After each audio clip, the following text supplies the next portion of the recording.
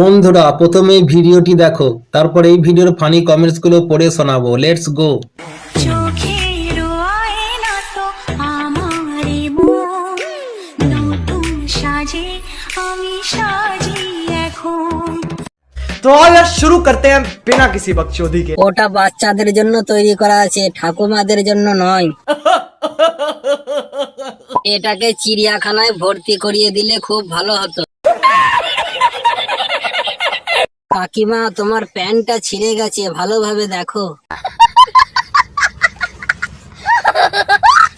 আরে একে কোথাও নিয়ে যাও, না হলে এখানেই মুতে দেবে।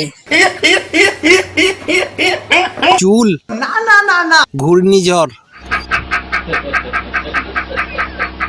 চুল হেলিকপ্টারের ডানা।